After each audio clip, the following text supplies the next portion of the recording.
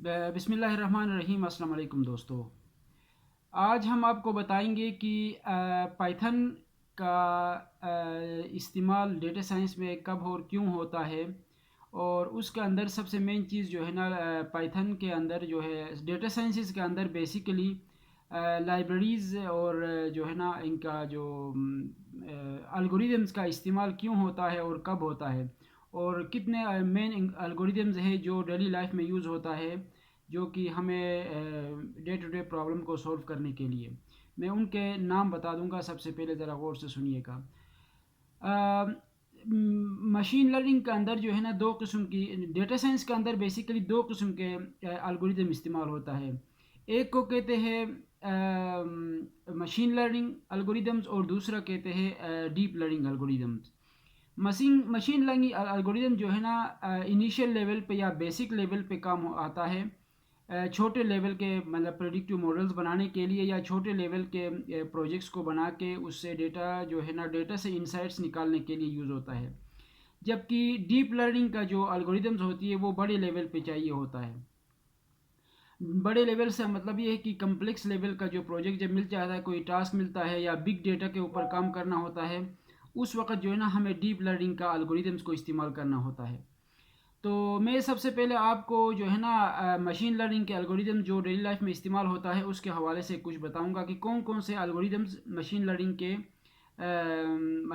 के प्रोजेक्ट्स में हमें चाहिए होता है। मैं मशीन लर्निंग के एमएल की एल्गोरिदम्स बता दूंगा। सबसे पहले जो होता है, एक तीन तरीक़ों से इसका डिवीज़न किया गया है क्लासिफिकेशन का हवाले से। एक होता है रिग्रेशन प्रॉब्लम, दूसरा होता है क्लासिफिकेशन प्रॉब्लम, और तीसरा होता है अनसुपरवाइज्ड लर्निंग। जो रिग्रेशन प्रॉब्लम होता है उसके अंदर हमें एल्गोरिदम यूज़ होता है सबसे पहले लीनियर रिग्रेशन। एक होता है लीनियर रिग्रेशन, और दूसरा होता है डिसीजन ट्री, तीसरा होता है रैंडम फॉरेस्ट, और चौथा होता है अडाप्टिव बूस्टिंग, और पांचवा होता है ग्रेडियंट बूस्ट या बूस्टिंग। छठा होता है लॉजिस्टिक रिग्रेशन। ये क्लासिफिकेशन प्रॉब्लम को मेथड को यूज़ करने के लिए यूज़ होता है ये लॉजिस्टिक रिग्रेशन। दूसरा होता है एसवीएम, जो सपोर्ट वेक्टर मशीन कहते हैं वो। और आठवां होता है के एन एन, के नाइबर नेटवर्क बोलते हैं इसको, के एन एन, के नाइबर न्यूरल नेटवर्क बोलते हैं। और उसके अलावा नावा होता है के मीन्स, और 10वां होता है कोलैबोरेशन फिल्टरिंग। ये जो है ना ये मशीन लर्निंग के एल्गोरिदम्स है। जबकि डीप लर्निंग के एल्गोरिदम जो है ना सबसे पहले होता है कन्वोकेशनल न्यूरल नेटवर्क, सीएनएन बोलते हैं। ये डीप लर्निंग के एल्गोरिदम्स है। दूसरा जो होता है long and short term memory neural network, LSTM बोलते हैं, long and short term memory neural networks. ये दूसरा एल्गोरिदम है डीप लर्निंग का। तीसरा जो है ना रिकरेंट न्यूरल नेटवर्क, आरएनएन बोलते हैं इसको, रिकरेंट न्यूरल नेटवर्क। और चौथा जो है जनरेटिव एडवर्सियल नेटवर्क बोलते हैं, गेड, जनरेटिव एडवर्सियल नेटवर्क। पांचवा रेडियल बेस फंक्शन नेटवर्क। छठा जो है ना मल्टी लेयर परसेप्टर्स। सातवां जो है सेल्फ ऑर्गेनाइजिंग मैप्स। और नौवां जो है रिस्ट्रिक्टेड बोल्ट्जमैन मशीन।